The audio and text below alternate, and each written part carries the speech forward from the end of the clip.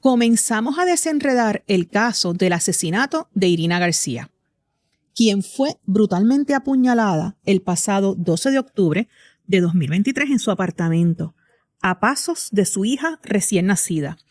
Por su asesinato lleva preso desde entonces su hijo Derek Rosa, quien para la fecha del asesinato tenía 13 años de edad. Cuando comenzamos a desenredar este caso a principios de junio de este año, solo hicimos un acercamiento general de los hechos. Aún no se había dado un juicio y de hecho no se ha dado aún un juicio. Pero muchas cosas han sucedido, por lo cual decidí hacer otro episodio con una explicación de los hechos, aun cuando no soy fanática de investigar casos sin resolver o muy recientes, porque socioculturalmente las pasiones están demasiado latentes. Durante el proceso de investigar los casos, investigaciones que incluyen, como yo les he mencionado anteriormente, análisis de los medios, documentos legales, libros y publicaciones, me topé en el maravilloso mundo de los medios con una puertorriqueña que comencé a escuchar por su dominio, no solo de los hechos, sino del tema en sí de su expertise. Lali Miranda, quien es química forense y miembro de la Asociación de Justicia Criminal en el estado de la Florida. Lali tiene presencia en las redes donde cubre los pormenores de algunos casos de mayor exposición mediática, siempre con el profesionalismo de su expertise. No tienes idea de lo privilegiada que yo me siento de poder tenerte hoy en el episodio, Lali. Gracias, igual para mí es un privilegio muy grande estar aquí. Qué bueno tenerte. Para efectos del episodio, yo quisiera dar primero un breve contexto de los hechos, pero aprovechar que tenemos a Lali con nosotros, obviamente, quien conoce los pormenores del caso, en adición a los datos forenses. ¿Te parece bien, Lali? Claro. Bueno, comencemos. Vamos a refrescar la memoria de los criminautas que nos escuchan o para darles un contexto del caso a los criminautas que no han visto o escuchado el episodio 25. Los hechos son los siguientes. La noche del 12 de octubre de 2023 en el apartamento 201, ubicado en el 211 West y 79 Place de Hialeah, Florida, Derek Rosa, adolescente de entonces, como mencioné, 13 años, llamó al 911 con voz calmada para confesar el asesinato de su madre. Cuando la policía llegó a la escena, lo encontraron esperando tranquilo, sin oponer resistencia. Las cámaras de seguridad del apartamento captaron los momentos previos al crimen. A las 8:23, Irina estaba en una butaca de la sala del apartamento lactando a su bebé. En cámara lo estamos viendo. Te pregunto, Lali, ¿el apartamento tenía una cámara en la puerta de entrada al apartamento y una baby cam en el cuarto de Irina? Correcto. El apartamento era un apartamento rentado, pero él le había puesto una cámara de Ring en la puerta de la entrada que daba justo ahí en donde están los números de la puerta. Y ahí en esas imágenes podemos ver, porque como Derek abre la puerta, esas imágenes que se presentan primero de Irina lactando a su bebé cuando él baja a hacer algo abajo, se comenta que fue a botar una basura, pero pues realmente no se le ve nada en las manos en ese Exacto. momento. Es porque la puerta está abierta y por eso es que podemos tener acceso a esas imágenes por medio de la cámara del Ring. Más adelante, también durante la llamada del 911 podemos ver imágenes también de dicha cámara. Y además de eso, también había una cámara de bebé en el cuarto, que es una cámara de marca Boyful, que es una cámara de bebé que parece un muñequito, la cámara. Y esta viene también con una tableta, la cual tú te puedes llevar alrededor de la casa para poder monitorear el bebé desde esa cámara. Esa cámara se encontraba en una mesa o en una cómoda que estaba ubicada frente a la cama de la señora Irina. Perfecto. Ok.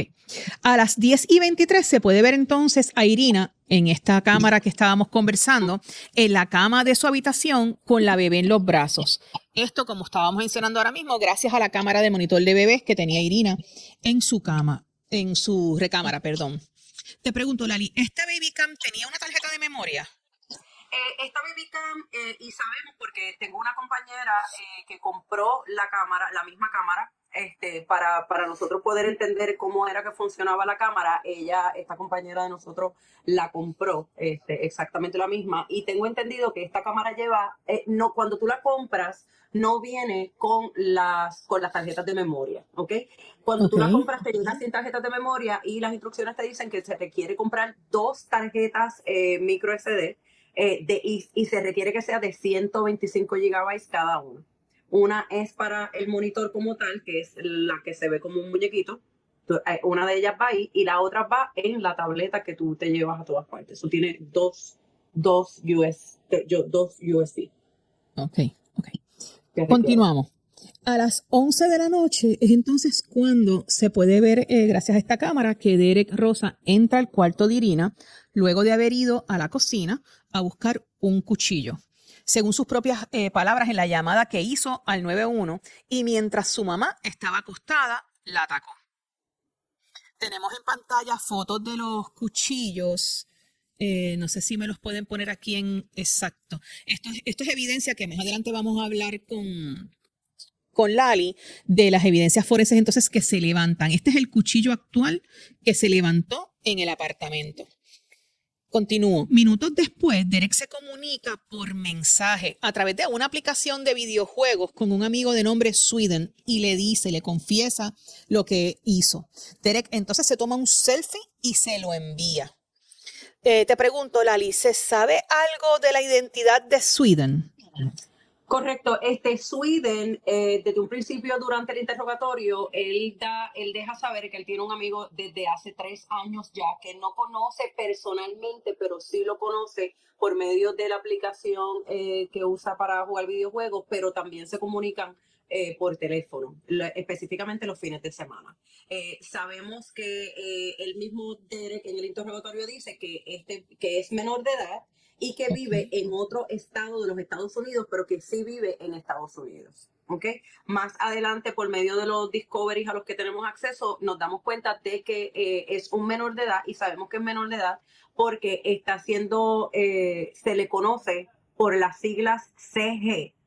Cuando en un documento legal tú encuentras personas o testigos que están mencionados no por su nombre y su apellido completo, sino por iniciales, es porque se trata de un menor de edad.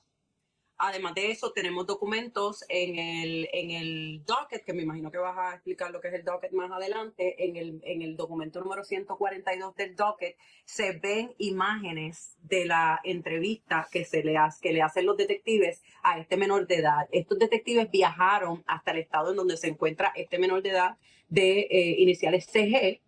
Y las imágenes que se muestran de la cámara corporal de los policías están blurred. La cara del testigo está pixelada, lo que significa y nos confirma que esta persona es en efecto un menor de edad, no es un adulto. Ok, perfecto.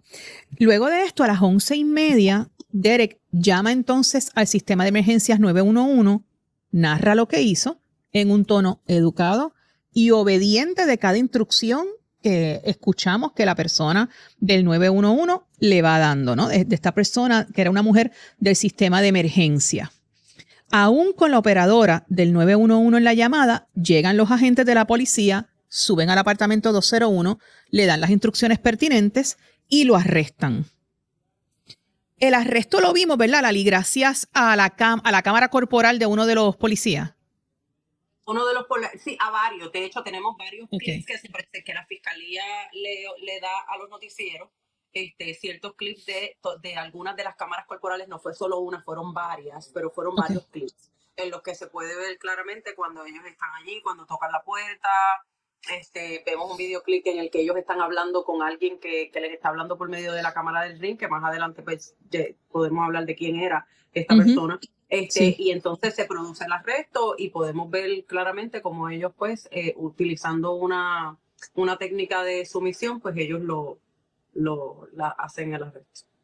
Ok, bueno, estos fueron así como los detalles que ya habíamos cubierto en el episodio 25 como dije, son generales del caso, pero me gustaría ir a los detalles forenses y lo que sabemos sobre la evidencia que tiene o que pudiera tener la fiscalía. Primero, yo entiendo que tenemos la confesión de Derek, tanto a la operadora del 911 como a los oficiales que los interrogaron. ¿Qué tú crees, Lali, sobre esto? Yo sé que de la confesión de Derek, sobre todo a los policías, hubo muchas personas que decían que no debería de ser porque era un menor de edad, que no estaba acompañado. ¿Qué se sabe o qué nos puedes decir de esto? Aquí entra en vigor que todos los estados de los Estados Unidos tienen las mismas leyes, pero cada estado siempre tiene una variación de su ley, ¿ok? Okay. En el estado de la Florida específicamente, que es donde ocurren los hechos y es donde yo estudié leyes, justicia criminal, en el estado de la Florida como tal no es ilegal interrogar a un menor de edad sin un tutor presente. En el estado de la Florida. Puede ser que en otros estados y en otros países sea ilegal. En el estado de la Florida no lo es. Entonces, este interrogatorio no fue un interrogatorio ilegal. En ese interrogatorio, aquí el estado de la Florida lo que requiere es que si es un menor de edad, tienen que haber más de dos adultos o más. En este caso estaba el detective Losegui y estaba el detective González. Y también estaba allí presente, que en ese momento estaba on call, una de las fiscales del caso, que es la fiscal Rachel Morales, y ella estaba allí, y esto ha sido un poquito un motivo de controversia, porque la gente pregunta qué hacía una fiscal en un interrogatorio de un menor de edad.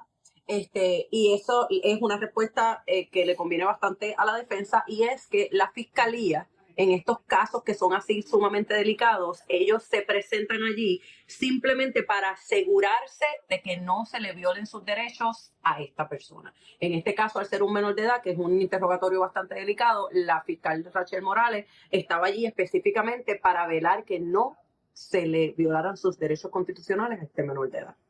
O sea, que esto le beneficia a la defensa, el que esa fiscal Morales estuviera allí, lejos de lo que la masa, ¿verdad? Lo que el pueblo podamos pensar de que es para beneficio de fiscalía, se le asegura a la defensa, a la potencial defensa del sospechoso, de que sus derechos no se le, ¿verdad? Estén cubiertos. O sea que entonces, si entendí bien, el que Morales haya estado en este interrogatorio cuando Derek fue arrestado, le conviene al lado de la defensa, porque uno podría pensar que es para beneficio de la fiscalía, pero no, el trabajo de esa fiscal en ese momento era asegurarse de que los derechos de Derek estuvieran cubiertos, estuvieran asegurados.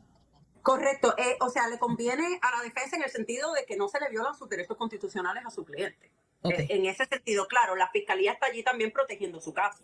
Un caso como es un caso así de esta magnitud, obviamente un fiscal quiere que su caso se le dañe y mucho menos, y quiere estar al pendiente de que todo se haga totalmente por el libro y por la ley, y sobre todo que no se le violen sus derechos constitucionales. Perfecto. También tenemos en el sentido, ¿verdad?, de que están los mensajes y las fotos que envió Derek a su amigo, el apodado Sweden. Esto incluye mensaje escrito diciendo lo que había hecho. Creo que 2 fotos de Irina y el selfie de Derek, ¿cierto? Correcto. En el DIN número 142 del docket al que nosotros acá tenemos acceso, no sé si quieres que te comente ahora, nosotros, las personas que estamos pendientes de este caso en redes sociales, tenemos acceso al docket, que es un itinerario de documentos y una agenda de documentos que se encuentra en el website de allá de Miami-Dade. Nosotros aquí en el estado de la Florida, el estado de la Florida se deja llevar por la ley Sunshine, que es una ley de total transparencia.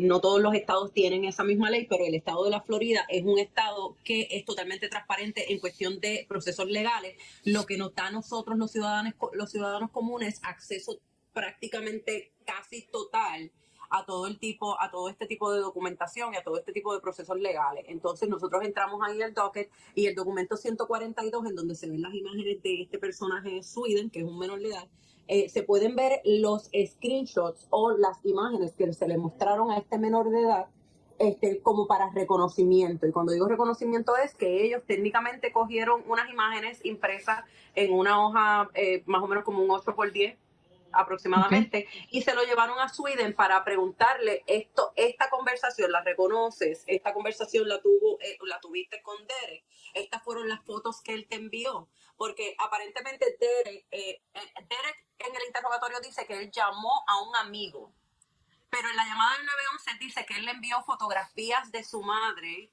ya fallecida a unos amigos.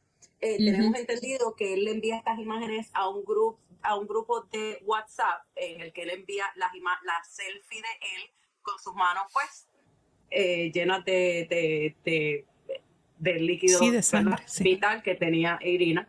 Él envía esa selfie a sus amigos y también la foto de su madre ya fallecida en el suelo, pero a Sweden él lo llama por teléfono, le cuenta lo que hizo y aparentemente, dicho por el mismo Derek, Sweden no le cree. Y al no creerle, él le envía la selfie y le envía 2 fotografías del cuerpo de su madre ya fallecida en el suelo. Esas fotografías se pueden ver en el DIN número 142. Claro, las fotografías es una captura de pantalla de una cámara corporal en la que el policía le está enseñando una imagen copiada de esa imagen, pero si la ves en un televisor bastante grande, pues puedes ver que habían conversaciones, emojis y las fotografías que hemos estado hablando. En este mismo selfie se puede ver, como tú dijiste, que pues tenía, lamentablemente la mano se le veía claramente ensangrentada. Te pregunto, ¿cómo se procesan estas pruebas?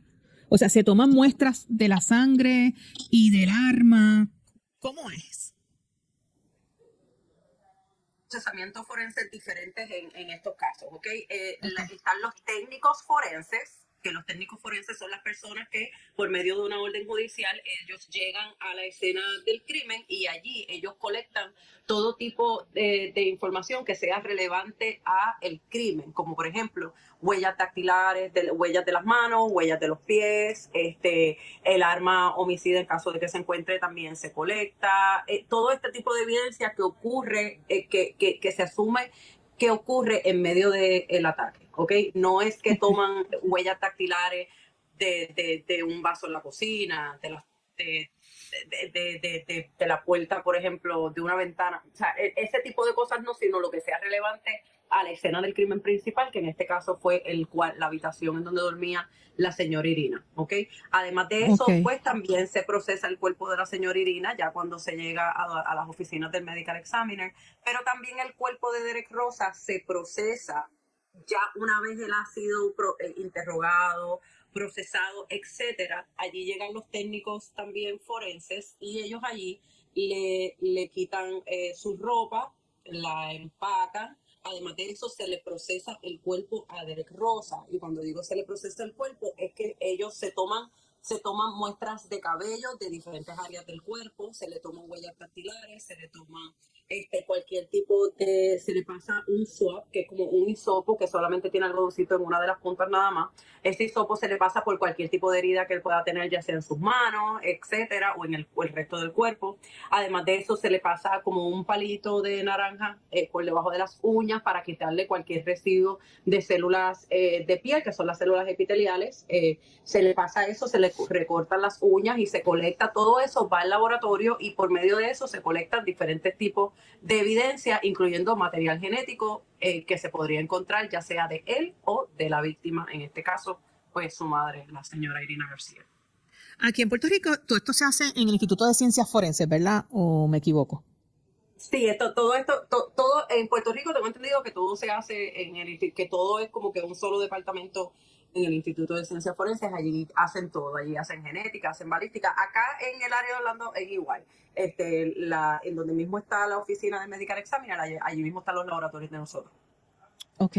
Lali, ¿y quiénes analizan estos mensajes? Por ejemplo, los mensajes que él le envió por la plataforma a Sweden o el mismo, si envió los de WhatsApp por WhatsApp. ¿Quiénes se encargan de investigar y de analizar estos mensajes? Forense tenemos un departamento de forense digital, ¿ok? Y hay ciertas cosas que se pueden hacer pero es bastante limitado. Por ejemplo, nosotros podemos allí en el laboratorio desbloquear teléfonos, podemos y mirar los mensajes o tomar screen recordings o capturas de pantallas y poder imprimirlo de las cosas que estén visibles. Pero en general, para hacer una extracción completa de un dispositivo electrónico, eso tiene que enviarse al servicio secreto.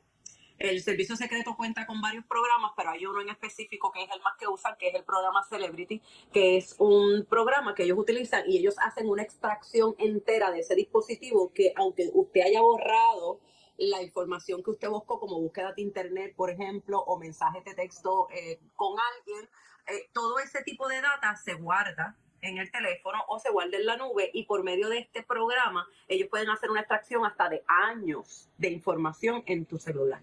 En este caso, los diferentes dispositivos electrónicos que se obtuvieron de la escena del crimen, como por ejemplo el celular del señor Derek Rosa, el celular de la señora Irina, y también unos iPads que se encontraban en el apartamento, todos estos fueron enviados a el servicio secreto. O sea, hay conocimiento de que fueron enviados al servicio secreto para una total extracción de data. Ok. Y Fiscalía también cuenta con el cuchillo que lo mostré en pantalla anteriormente, que se utilizó para el ataque. En el cuchillo, Lali, se puede encontrar, obviamente, ADN de la víctima. ¿Se podría encontrar también ADN del atacante? Claro, correcto. Mira, uno de los principios de la ciencia forense la estableció el señor Edmond Locard. Edmond Locard es uno de los padres de la ciencia forense y él es quien establece el principio de que ninguna persona puede entrar a una escena sin dejar algo suyo o llevarse con él algo de la escena. ¿Ok? Esto es lo que se conoce como la ley de transferencia. Lo que significa que si usted estuvo en contacto directo, si hubo un contacto directo entre un atacante y una persona atacada, se sobreentiende que si usted no limpió la escena y si usted no tomó medidas de precaución, se va a encontrar, por ejemplo, material genético en una persona y la otra. Por ejemplo, se sobreentiende que en una escena como esta, que por cierto no fue limpiada, estaba todo, como nosotros le llamamos en la ciencia forense, todo estaba in situ, todo estaba tal cual quedó cuando terminó el ataque. Se sobreentiende entonces que vamos a encontrar material genético, por ejemplo, o huellas en un cuerpo y otro. Por ejemplo, debajo de las uñas de la señora Irina, es bastante probable que se haya encontrado material genético de su atacante, en este caso la persona acusada es Derek Rosa, y viceversa, de que en el cuerpo de él tiene que haber quedado algún tipo de material genético de su señora madre, si fue él en efecto la persona que la atacó. Igualmente en el arma, en este caso en el área de la punta, tiene que haber pues, material genético de la señora Irina, porque obviamente se puede ver que hay material, bueno, hemático, ¿no? Sangrado en la punta del cuchillo. Y además de eso, en el mango tenemos que entender que tiene que haber habido las huellas del señor Derek Rosa, huellas del señor Derek Rosa en el patrón correcto, porque no es lo mismo un patrón de huellas que tú encuentras en un objeto que tú utilizaste para echarle mantequilla a un pan. Por ejemplo, el agarre, el patrón de agarre cuando tú agarras un arma como este para untarle mantequilla al pan, pues tú tiendes a cogerlo así, ¿no? Y eso crea un patrón de huellas bastante particular en un objeto como este. Pero cuando una persona utiliza este objeto para otro propósito, como es el de quitarle la vida a otra persona, por lo general el agarre es de esta forma. Diferente. Y eso crea un patrón diferente de huellas dactilares en un objeto. Además de eso, de que nosotros también por medio de cuando se procesa esa arma en el laboratorio, nosotros podemos también saber qué huellas están predispuestas a otras. Suponiendo que la señora Irina le haya hecho un sándwich, se haya hecho un sándwich utilizando ese mismo, ¿verdad? Ese mismo objeto y le untó mantequilla al pan, el patrón de huellas de ella va a estar antepuestos a las huellas del atacante, que asumimos que fue la última persona que tocó ese objeto. Pero además de eso, las huellas de ella van a estar más degradadas y nosotros en el laboratorio podemos separar las huellas de ella que probablemente estén más degradadas y que sea un patrón de huellas distinto a la persona que lo utilizó para cometer directamente el ataque con ese mismo objeto, aunque ella lo haya tocado anteriormente. Ese es el tipo de análisis que también se hace en un laboratorio. Luego del arresto, Lali, se pudo ver a Derek en un suit blanco. No sé si se pronuncia de esta forma, Tyvek suit. No sé si así es que, si esta es la forma. Esto es parte de lo que me estabas mencionando antes de cómo se procesa la evidencia en el cuerpo del sospechoso. Se le remueve su ropa. Okay. Esta ropa que asumimos, claro está, asumimos que tiene líquido hemático en toda su ropa. ¿Por qué lo asumimos? Pues porque el policía que hizo el arresto dijo, él está lleno de este líquido. Además de esto, durante el interrogatorio, el detective González le pregunta si lo que tenía en su ropa era líquido hemático y él dijo que sí. Entonces, esto hace que al tener estos líquidos en su ropa, esto se empaca en una bolsa de papel, porque vienen diferentes tipos de empaques para la evidencia. Pero a él se le quita la ropa, ¿ok? Se le guarda en esta bolsa de papel y obviamente no podemos dejarlo sin ropa. Entonces, lo que hace el laboratorio es que provee este Tyvek suit, es un material como... es un material bastante finito, que es como un tipo de plástico por fuera. O sea, realmente se le provee de esta vestimenta porque es lo que tenemos a la mano. No es nada que sea obligatorio, no es una ley ni nada de esto. Simplemente pues que como le estamos quitando la ropa a la persona, le proveemos de este Tyvek suit. En el momento en que lo vemos a él en el Tyvek suit salir por la puerta del cuartel para ser llevado al Jackson Hospital para su Baker Act, ya debemos asumir que entonces ya él se le procesó el cuerpo, ya se le tomaron sus muestras de cabello, ya se le tomaron sus huellas dactilares, ya se le tomaron sus pruebas de ADN, etcétera, y que ya se le removió de sus zapatos, sus sandalias, todo esto. Y entonces se le provee de este Tyvek suit. Ok. Adicional a lo que ya yo he mencionado aquí, que pues yo entiendo un análisis así general, sin el expertise forense, que Fiscalía podría tener como prueba. ¿Hay algo más que se me haya quedado afuera que tú entiendas que Fiscalía pudiera tener o que tengas conocimiento que tiene de prueba? Bueno, entre las pruebas, además de la confesión de él, hay unas pruebas bastante importantes. Como te dije anteriormente, esta escena del crimen estaba in situ. Cuando tú tienes una escena del crimen in situ, estas escenas tienden a darnos bastante información sobre lo que se refiere al momento del crimen y al crimen como tal, ¿ok? En esta escena, ellos tienen que haber tenido muestras de fibra, muestras de cabello, tenemos huellas de las manos, tenemos huellas de los pies, porque hay unas huellas de pies que estaban alrededor de donde quedó el cuerpo de la señora Irina, y esas huellas de pies están claramente en una fotografía de la escena del crimen. Además de eso, tenemos la información de la cámara del ring, que demuestra, y dicho por el mismo detective en una de las audiencias, que se demuestra que a la hora que se cometió el crimen, allí no había más nadie más que la señora Irina García, Derek Rosa y la bebé de apenas 14 días de nacida. No había más nadie en el apartamento y eso es una evidencia bastante clara de que allí no había más ninguna persona. Hay 5 imágenes que salieron de la cámara de bebé que estaba en la habitación. Además de eso está el arma. El arma tiene algo muy particular y que lo convierte en una fuente bastante valiosa de evidencia, y es que la punta del cuchillo se parte. La punta de ese cuchillo fue encontrada más adelante por el patólogo forense que hizo la autopsia de Irina, y fue encontrada esa pequeña punta en el cráneo de la señora Irina, porque el cuchillo se rompe. Cuando nosotros nos llega al laboratorio este cuchillo así, con esa punta partida, nosotros lo que hacemos es que hacemos un análisis en un microscopio de comparación. El microscopio de comparación tiene 2 plataformas. Nosotros ponemos el cuchillo en una y la puntita en otra, y entonces cuando nosotros miramos por ese microscopio de comparación, nosotros vemos de forma simultánea ambas imágenes y las vamos acercando de una forma microscópica, obviamente bastante ampliada, para nosotros poder determinar si la puntita de ese cuchillo realmente le pertenece en efecto a ese objeto en específico y no a ningún otro. Lo que sí, y esas imágenes ya existen, eso se comprueba por medio de unas imágenes. Esas imágenes ya se le entregaron a la defensa, de la comparación de la punta con el resto del arma, lo que significa que esa arma que se encontró allí la pone como que en efecto fue esa arma. Además de eso, también están como evidencia digital las búsquedas que él hizo en internet, que es lo que viene probando, una de las cosas que viene probando el primer grado, que es la premeditación, y es porque él hizo búsquedas en internet sobre un diagrama sobre las arterias principales, específicamente en el área del cuello, qué tipo de arma podía utilizar, si el arma, si podía hacerlo con un arma pequeña, o pues obviamente él escogió del set completo, él escogió pues la más grande, ¿no?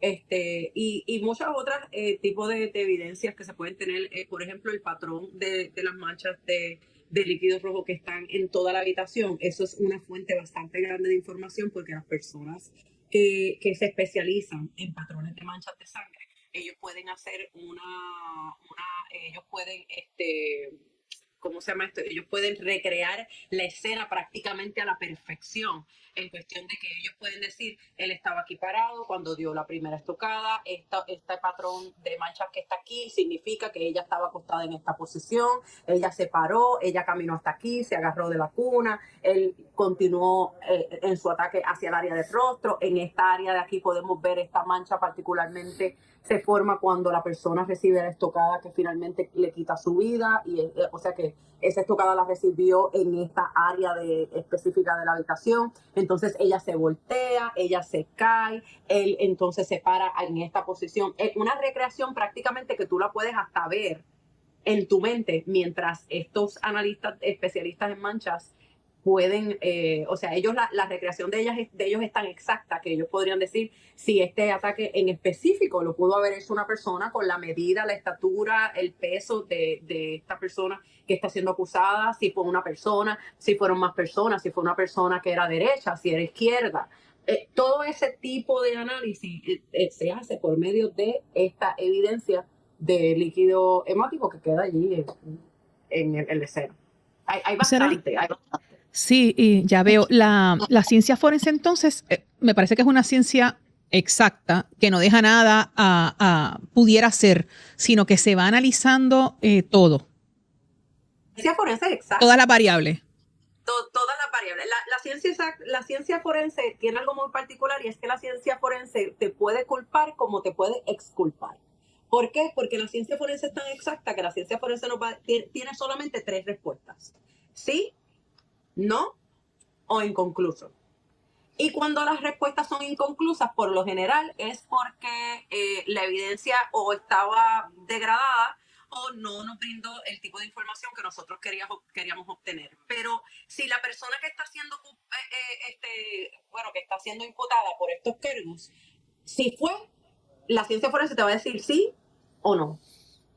Definitivamente. Y los resultados son bastante certeros. En este caso, la ciencia forense, lo que se ataca de los científicos forenses en medio de una corte es la forma de trabajar de nosotros los científicos, ¿no? La meticulosidad con la que nosotros como científicos trabajamos, la forma en la que se colectó esta evidencia, se colectó de la forma correcta, la persona se cambió de guantes entre medio de una colección y otra. Este es el tipo, pero la ciencia como tal es irrefutable. La ciencia como tal es irrefutable. Lo que es refutable es el modo de colección y el modo de nosotros como científicos en el laboratorio trabajar ese tipo de evidencia.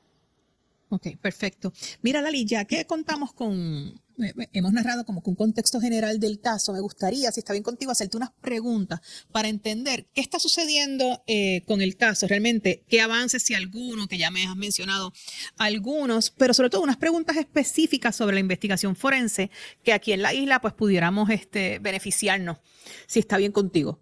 Sí, claro. Ok, te preguntan antes si hay fecha para el juicio, porque se ha ido moviendo la fecha. Sí, hasta ahora, en la fecha ya el juez puso una orden ya con un calendario procesal bastante estricto, con fecha para escoger jurado. Aquí en Estados Unidos no tenemos, el detenido o el imputado no tiene la opción de escoger si quiere un juicio por jurado o un juicio por juez. Aquí los cargos de primer grado siempre van a ser por jurado, y es un jurado de 12 personas. Él había puesto ya enero 20 para la fecha de escoger jurado, y claro está, se empieza inmediatamente el juicio. Aunque esas fechas, aunque existe ya una orden judicial con el calendario procesal siempre pues podría cambiar, y en este caso va a cambiar. ¿Tú entiendes que no se va a dar en enero?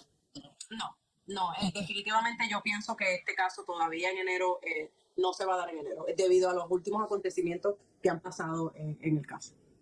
Ok, mira, Lali, en Puerto Rico el público en general no puede ver todos los casos. Los abogados pueden ver lo civil. Tengo entendido que, sobre todo los casos que están presentados desde el 2018 en adelante. Tengo entendido que los casos criminales aún hoy día están en papel y papel para acceso de abogados o personal jurídico, ¿no?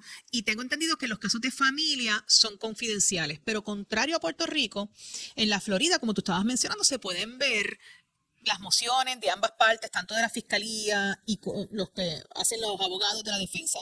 Esto me dijiste que era por una ley Sunshine, se me escapó el nombre. La que rige el estado de la Florida, que es una ley de transparencia. Nosotros podemos ver prácticamente todas las mociones, deposiciones. Lo que no podemos ver es material científico forense. Por ejemplo, nosotros cuando entramos al docket podemos ver, por ejemplo, que el doctor Toby Wilson, que es el experto de patrones de manchas de líquido rojo que contrató la fiscalía para hacer la recreación de la escena, nosotros podemos ver que ya se le hizo su deposición y podemos ver que ella entregó el reporte, pero por ejemplo nosotros no podemos leer el reporte. Nosotros Ok. no podemos, por ejemplo, ver el protocolo de autopsia, aunque sabemos, porque ya hemos visto el documento que dice que ya se entregó y que ya está listo, inclusive podemos ver los doctores que lo hicieron y todo, pero no podemos leer el informe como tal, y hay muchas de las cosas que nosotros no podemos ver, pero sí tenemos acceso a bastante de la información. Esto lo tienen en un website, nosotros entramos ahí, por lo menos las personas que estamos bastante activos en el caso, en redes sociales, nosotros entramos, por ejemplo, yo entro varias veces al día para ver si ellos no han puesto en el website algún documento que sea actual. Además de eso, también tenemos personas que van a la corte. Para las personas que no podemos ir a la corte, yo por ejemplo resido en Orlando y la corte es en Miami, pero tenemos una persona que se llama Jaime de la Vega, que ella es nuestra compañera, y ella nos hace el favor de ir a todas a todas las vistas que se presentan en el caso. Allí puede entrar cualquier persona a ver la vista. Ella toma notas y luego nos comparte las notas. Y algunos de los procesos los podemos ver por medio de la plataforma Zoom. Nosotros podemos hacer sign in y al mismo tiempo que nosotros literalmente estamos en un cuadrito del Zoom, y en el cuadrito de al lado está la licenciada Rielo, el licenciado Bae, está el juez, y nosotros podemos inclusive participar de un chat que tiene ahí la audiencia Zoom. Nosotros podemos hacer todo eso aquí en el estado de la Florida. Me parece, me parece espectacular porque uno puede ir viendo, ¿verdad? Y entendiendo un poco mejor. Lo que me lleva a la próxima pregunta, ¿por qué, Lali, en los casos, sobre todo cuando son mediáticos y la prensa le hace preguntas a algún forense, las respuestas siempre son como generales, como una respuesta bien vaga? Sí, lo que pasa es que, como te expliqué anteriormente, todo lo que sea contenido forense está automáticamente sellado. Por eso fue que te dije, nosotros no vamos a ver, por ejemplo, el reporte del doctor Wilson, nosotros no vamos a ver, por ejemplo, sabemos que existen las fotografías del microscopio de comparación entre el arma y la punta, sabemos que existen porque tenemos un amended discovery puesto en el docket que dice que ya se le entregó a la defensa las imágenes de la comparativa del match de ese objeto con la punta, pero no podemos ver las fotografías. El contenido forense en un caso, eso es el tipo de cosas que no se filtran a la prensa, ni tampoco se filtran en un lugar como por ejemplo el docket. Esas son cosas que son bastante delicadas y que por lo tanto se guardan hasta el momento del juicio. No va a ser hasta el juicio en que nosotros vayamos a ver, por ejemplo, ese reporte o que vayamos a ver esas fotografías. Ok. Y por ejemplo, en el caso de Puerto Rico, Tratamos eh, de ser bastante cuidadosos con eso. sí, sí. Por ejemplo, te iba a comentar que en el caso de Puerto Rico, en el reciente caso de Gabriela Prats, cuando se le hacía una pregunta general sobre qué tipo de arma, pues generalmente te dicen un arma blanca y tampoco te dan detalles. Esto siempre tiene que ser así, lo hacen para que no se dañe la investigación y hay un término que después pueden decir. Ajá, lo que pasa es que con el caso de Gabriela Nicole Pratt, que también tengo varios videos en mi canal, en el caso de Gabriela Sí. Nicole Pratt, las investigaciones aún no están cerradas. Y cuando tienes investigaciones todavía ongoing, no se debe dar información más allá que la necesaria. Entonces ellos se han limitado a decir un arma blanca, que el arma blanca, claro está, podría ser cualquier arma que sea cortopunzante, cortopenetrante, que puede ser un destornillador, como puede ser una peineta con una cuchilla, como puede ser un cuchillo de mesa, como puede cualquier tipo de arma blanca que tú puedas utilizar para quitarle la vida a otro ser humano. Porque la investigación está todavía ongoing. Una vez se cierre la investigación, las personas pueden dar más detalles, pero pues tampoco es obligatorio. Yo pienso que esto solamente es beneficioso en cuanto a la información o la desinformación que se podría dar en la prensa y estas cosas, porque entonces abres el camino a que las personas presuman que son, como por ejemplo, las variantes que he escuchado, que fue un destornillador, que fue una peineta con una navaja, que fue un cuchillo, que fue aquello, que fue lo otro. Y eso es el único daño que vienen haciéndole al caso como tal, que entonces esto se presta, como no está siendo claro en lo que fue, entonces esto se presta a que las personas empiecen a asumir cosas. Sí, especulaciones. Especulaciones. Entonces, pero una vez se cierre la investigación y ellos ya tengan todos los puntos sobre las IES y ya ellos tengan una información completa global de todo lo que pasó, es bastante probable que ellos salgan y den una conferencia de prensa en el que digan, este fue el arma que se utilizó, estas son las personas que van a ser que fueron imputadas, etcétera, etcétera. Ok, mira Lali, entonces está la escena, ¿verdad? Hay una escena de un crimen, se recoge en muestras, se recogen pruebas. Y te pregunto, ¿un solo técnico es el que analiza toda la prueba de un caso? Eso depende eso depende de la escena. Por lo menos acá, en una escena como por ejemplo, en una escena que tú mandes un técnico forense a procesar una escena, por ejemplo, de un robo, por lo general va una sola persona. Pero cuando es una escena así, como por ejemplo la escena de la señora Irina García, por lo general se envían 2 personas. No, se trata de no enviar muchos técnicos, porque entonces recuerda que cada persona que entra a una escena crea algún tipo de distorsión en la escena. O sea, claro. O sea, tú quieres tener las menos personas posibles teniendo contacto con una escena de crimen. ¿Me entiendes? Entonces, pero casi siempre va a haber una persona, 2 técnicos, casi siempre va a haber uno que solamente va a tomar las fotografías. Las fotografías es un trabajo bastante arduo, porque en una escena del crimen como la de Irina, por ejemplo, lo que se espera es más de 500 fotos. ¿Por qué más de 500 fotos? En el caso de la señora Irina García, de esta escena del crimen, cuentan con 750 fotos de la escena. ¿Por qué? Porque cada pieza son diferentes fotos. Las fotografías empiezan, la primera fotografía siempre es de la orden judicial, ¿ok? Siempre va a ser la primera fotografía. Además de eso, tenemos unos cartoncitos en los que tenemos la información básica que se conoce al momento sobre la escena, y ya de ahí empiezan las fotografías desde afuera de la escena, por ejemplo, desde la intersección de la calle, y vas entrando y vas tomando fotografías del lugar, de los apartamentos, luego de los alrededores, de los accesos. De los alrededores. Entonces, cada pieza de evidencia se toman 3 sets de fotografías. Primero tomas la fotografía, por ejemplo, el arma que se encontró.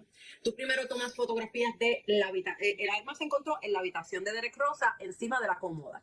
Pues obviamente vas a tener fotos de la entrada de la habitación, después de la habitación como tal, después de la cómoda. Entonces, cuando encuentras el arma, vas a tener alrededor de 3 a 4 fotografías de esa arma así solita, sin nada. Después pones el marker, que es el número 1, número 2, número 3, estos markers amarillos que salen en las películas, que las tenemos de números y también las tenemos de letras, y también las tenemos de dobles letras, en caso de que, por ejemplo, cuando son mucha evidencia.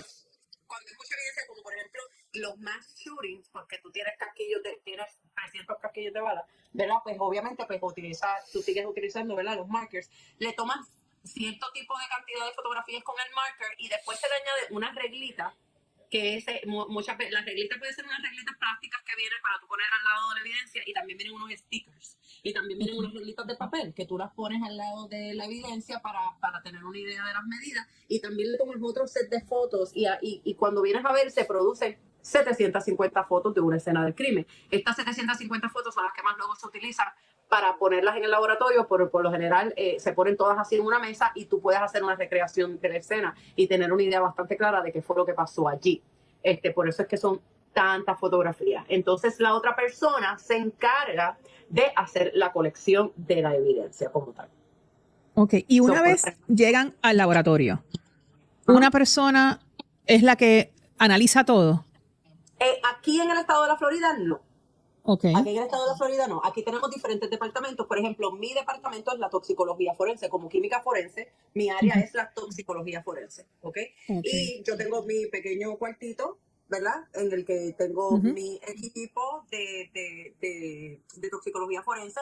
Está otro departamento que es el departamento de genética, que es donde se hacen las pruebas de ADN, etcétera. Está el departamento de fingerprints, está el departamento de fibras, está el departamento de balística, y cada uno tiene su propia área. Y entonces, por lo menos aquí en el estado de la Florida, las evidencias se trabajan por orden de importancia y no se hacen por orden de llegada, pero siempre se trata de hacer por orden de importancia. Y cuando digo orden de importancia, por ejemplo, si nosotros tenemos en esos momentos, yo tengo 150 piezas de evidencia que tengo que analizar yo como toxicóloga, ¿verdad?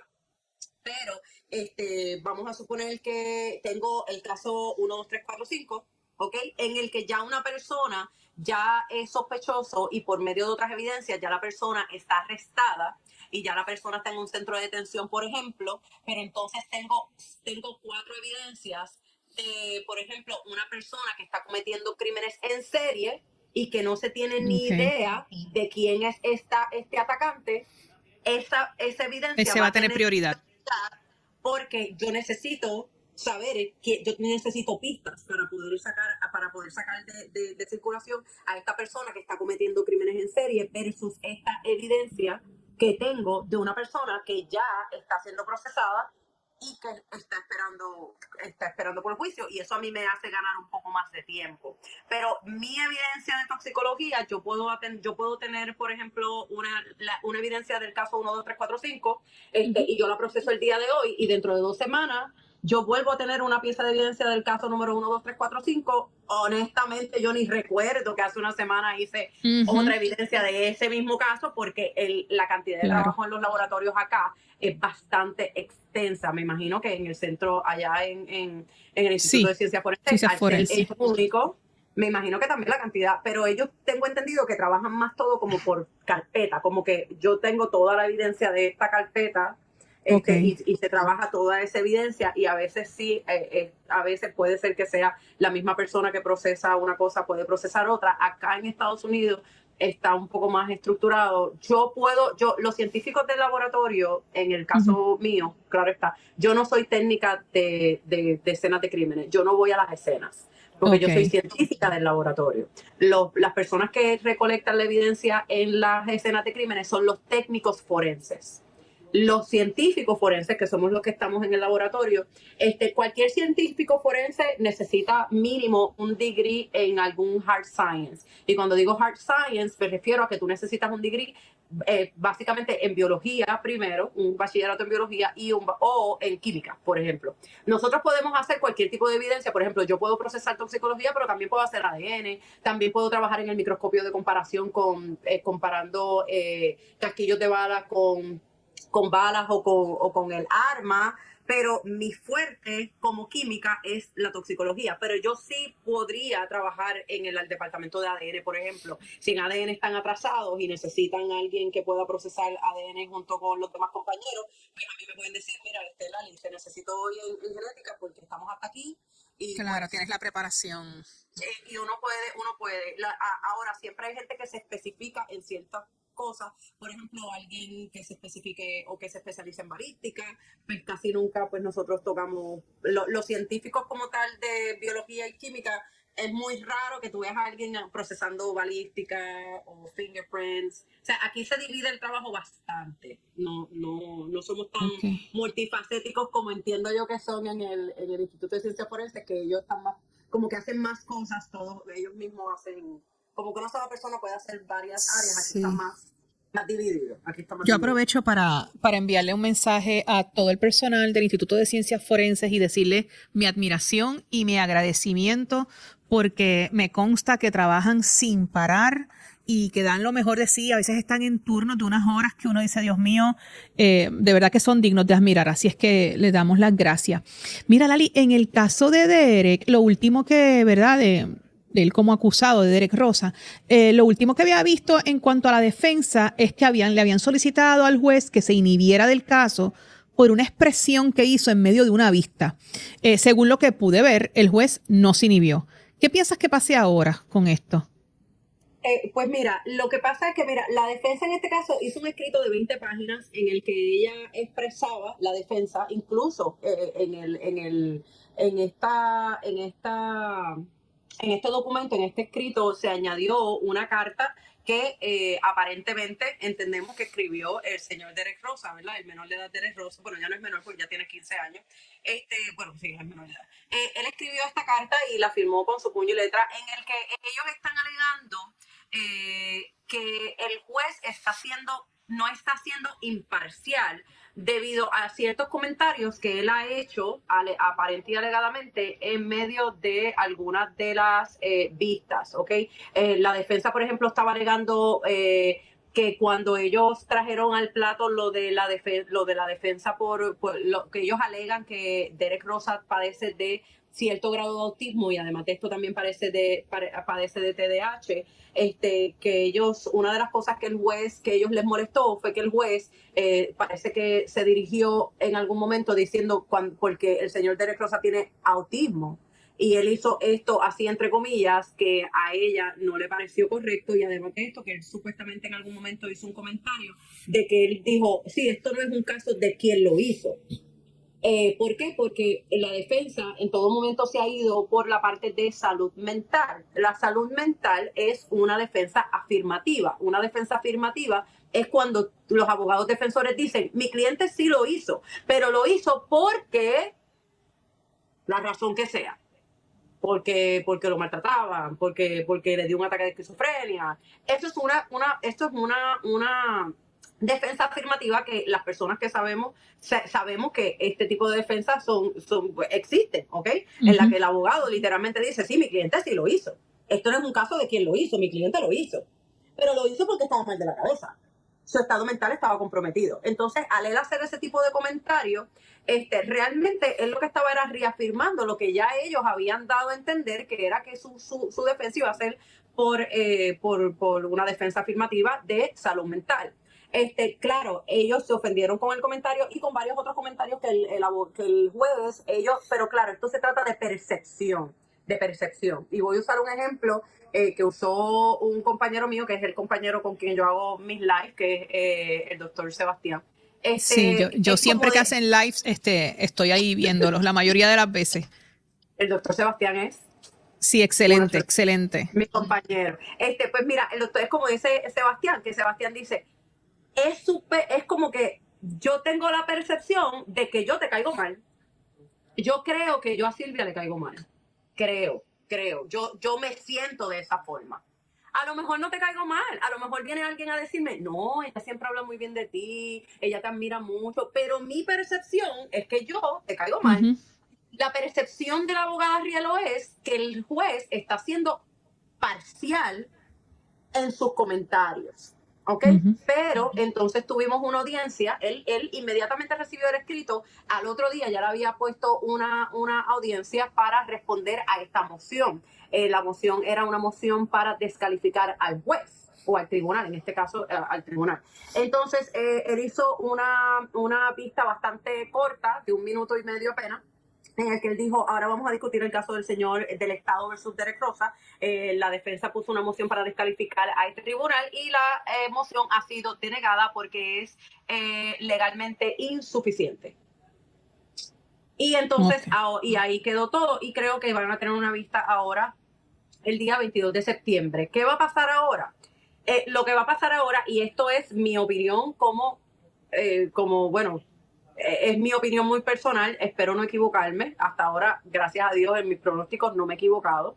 En este caso, desde un principio, la defensa de Derek Rosa siempre se ha enfocado en el tiempo. Ellos quieren ganar más tiempo. ¿Por qué quieren ganar más tiempo? Eso te iba a preguntar. ¿Por qué quieren ganar más tiempo? Porque no es lo mismo. Ahora, en estos momentos, el señor Derek Rosa está en un centro de detención. Un centro de detención no se compara en nada a una prisión del Estado. La prisión del Estado de Grandes Ligas, la prisión del Estado es un lugar sumamente peligroso y aunque los menores de edad están en un ala aparte de menores de edad, por lo general esa ala de menores de edad es hasta más peligrosa que la población general. ¿Ok? Son personas, al ser adolescentes, estos muchachos son más erráticos, son más agresivos, no siguen reglas, no les gusta seguir reglas y se forman pues problemas mucho más graves. ¿Qué pasa? Este muchacho tenía apenas 13 años cuando fue llevado al centro de detención. No es lo mismo enviar a un muchacho de 13 o 14 años a la prisión del Estado que enviar a un muchacho de 18 años a la prisión del Estado. Él, además de estar él en este proceso, él debe ser preparado para lo que se va a enfrentar en una prisión del Estado y eso va a incluir entre cambios de madurez y cambios físicos. Hemos visto en las últimas audiencias cómo Derek Rosa está mucho más grande, está mucho más corpulento. Tenemos entendido que lo tienen haciendo pesas, haciendo ejercicio, porque todo esto esto no es al azar. Esto no es porque sí. Esto es una preparación que se le está haciendo al señor Rosas para que cuando él vaya a la prisión del Estado, él esté más maduro, él esté más grande físicamente y en cuestión de madurez, claro está. Entonces, la defensa desde el momento uno se ha enfocado en dilatarlo. ¿Qué pasa? Que una forma sumamente fácil de tú dilatar el proceso, teniendo una fecha de juicio ya en enero 20, es poner una moción para descalificar al juez. El juez la deniega. Las personas que conocemos de procesos legales, nosotros vemos ciertos patrones que suceden en los documentos. O sea, ya cuando nosotros hemos visto este patrón, que es bastante conocido desde un principio, y por eso es que siempre hemos dicho, esto va a ser por salud mental, esto va a ser una defensa afirmativa, ella lo que quiere es ganar tiempo, y una forma sumamente fácil es llevar esta moción ahora, que el juez la denegó, ellos ahora se van a mover al Tribunal de Apelaciones. El Tribunal de Apelaciones se puede tardar hasta 6 meses en tomar una decisión judicial como esta y decidir si el juez debería ser removido del caso o si estuvo bien en él tomar su determinación de quedarse en el caso. Eso ahí te gana prácticamente casi 6 meses más. Por eso es que yo digo que en enero 20 no va a ser el juicio. ¿Ok? Porque ahora estamos ahí enfrentándonos. Vamos a suponer que la Corte de Apelaciones falle en contra del juez y saque a este juez. Ahora tiene que venir un nuevo juez, empaparse totalmente con el caso y ahí compraste 4 meses más. En el caso de que falle a favor del juez, entonces ellos podrían también pedir más adelante un change of venue, que es cambiarlo para otro condado, para cambiar el caso para otro condado debido a lo mediático del caso. También podría pedir un change of venire, que es pedir que ciudadanos que se escojan jurados en otro condado, por ejemplo en Orlando, en vez de Miami. Todas estas cosas, todos estos procesos son procesos a los que la defensa tiene todo el derecho del universo de utilizar. Estos son recursos que se le da a la defensa y que ellos pueden utilizar y ellos, quiero entender que la defensa de Derek Rosa las va a tomar en consideración y que las va a hacer. Y tengo varias teorías de otras cosas que pueden pasar más adelante, pero que no las vamos a decir todavía. Quizás en mis lives se me ha zafado y he dicho, lo próximo que va a pasar es esto, y después van a hacer esto, y después van a hacer esto. Hasta ahora no nos hemos equivocado. Todo lo que ha hecho la defensa lo ha hecho al pie de la letra, como nosotros lo hemos dicho. Pero pues, no me quiero tampoco adelantar, pero yo pienso que ellos van a seguir dilatando el proceso lo más que se pueda, porque la idea es que, o sea, la realidad es que en el DIN 407, que es un documento que es bastante conocido en el docket, la misma defensa dice que ya la fiscalía le ha entregado 125 piezas de evidencia científica en contra del señor Derek Rosa y que también sabemos que en este caso no existe material exculpatorio.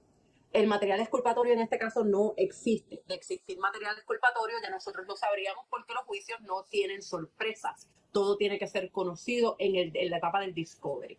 Entonces, debemos asumir entonces que estas 125 piezas de evidencia científica que la misma defensa dice que ya la fiscalía le ha entregado es evidencia inculpatoria. Entonces, ¿qué queda? Lo que queda es dilatar para que el señor Derek Rosa entre más adulto y más maduro a la prisión del Estado y rogar porque en este caso pues se tenga piedad, se tenga compasión, se cree algún tipo de empatía en el juez que a la hora de condenar no le vaya a poner la máxima. Eso es lo que se está esperando en este caso. Ok, perfecto. Mira, Lali, yo te quiero agradecer enormemente, pero el agradecimiento te lo voy a dar casi ya luego de mi sección semanal de Para Pensar. Okay.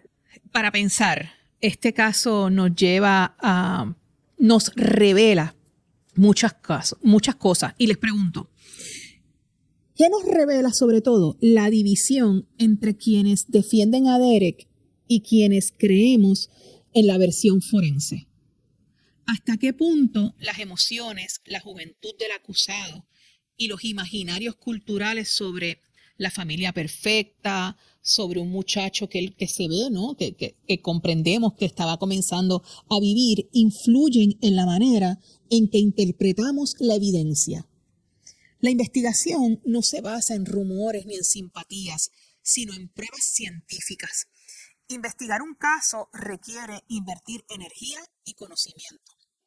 Acercarnos a unos hechos, cada cual desde su expertise, cultura y género, en mi caso, ciencias forenses, como en el caso de Lali, nos adentra en un mundo en el cual algunas personas piensan que podemos tener una agenda contra los acusados. Como narradores de True Crime, no es nuestro rol absolver ni condenar, sino exponer con rigor lo que la investigación muestra. He notado que en este caso de Derek Rosa, las voces que más atacan la investigación, a mí como narradora y a Lali como forense, son mayormente mujeres. Es empatía hacia un adolescente acusado, miedo a aceptar que un menor pueda ser responsable de un crimen tan brutal, o un reflejo de cómo construimos narrativas de inocencia y culpa en nuestra cultura. Este caso no solo nos enfrenta a la violencia de un crimen atroz, sino también a la polarización que despierta en la opinión pública. Mientras la investigación forense apunta a Derek Rosa como responsable, teniendo total conocimiento de que se tiene que terminar de dar el juicio, hay un sector, como mencioné anteriormente, que lo defiende con firmeza, convencidos de su inocencia. Y aquí surge otra pregunta. ¿Será que nos resulta más fácil aferrarnos a la imagen de un joven intachable y a esa idea, como mencioné, de familia perfecta, que aceptar la crudeza de las pruebas científicas? La ciencia forense nos ha mostrado que detrás de cada resultado de laboratorio hay evidencia concreta. Hay ADN, trayectoria de sangre, cronología de hechos. Pero, ¿qué pesa más en nuestra percepción? ¿La ciencia o las emociones que circulan en redes sociales? Para pensar, ¿estamos realmente preparados para escuchar lo que la ciencia y la justicia revelan, aunque contradiga lo que queremos creer? Para pensar. Lali, yo no quiero despedirme sin antes agradecerte tu presencia en este episodio. Le quiero enviar un abrazo a don Héctor. Quiero darle las gracias porque siempre ve los episodios del Hilo del Crimen. Quiero mandarle un abrazo y mi agradecimiento. De verdad que le dices que es un criminauta. Para nosotros es un criminauta. Y a ti te quiero dar las gracias porque de entrada tú dijiste que sí. Cuando yo te hice el acercamiento, tú me dijiste que sí sin reparo, y te quiero dar las gracias por tus lives, porque nos explicas todos los pormenores de qué significan las pruebas científicas. Yo siempre he dicho, yo investigo desde lo sociocultural, así es que tú no sabes lo que yo aprendo contigo y con Sebastián de este caso y de los otros casos que has abordado. ¿Cuáles son tus redes, Lali? Porque quiero que todos puedan tener acceso a ti. Yo tengo un canal aquí en YouTube, pero nunca he puesto nada. Estoy esperando que realmente pase el caso de Derek Rosa, porque estoy bastante consumida en el caso de Derek Rosa, porque es un caso que tiene información todos los días y que me abarca bastante de mi tiempo. Pero ya lo abrí y se llama igual que aparece aquí en la pantalla, Lali Miranda Forense, y en TikTok, que es en donde estoy más activa, es el Lali Miranda Forense. La mayoría de mi contenido en estos momentos, aunque he hablado de otros casos, en estos momentos es particularmente este caso de Derek Rosa. Yo hago todos los updates del docket y todo, y explico todos los procesamientos y todos los documentos nuevos que salen. Pero también tengo información sobre el caso de Gabriela Pratt, y también tengo un caso de Don Miguel. Tengo varios casos en los que a futuro, una vez yo salga del caso de Eric Rosa, pues planifico hablar de otros casos. Me pueden seguir por ahí a Lali Miranda Forense. Los invito a todos a verla, de verdad. Gracias, Lali, nuevamente. Cuando vengas a Puerto Rico, por favor, nos comunicamos para que pases por acá por los estudios del Hilo del Crimen.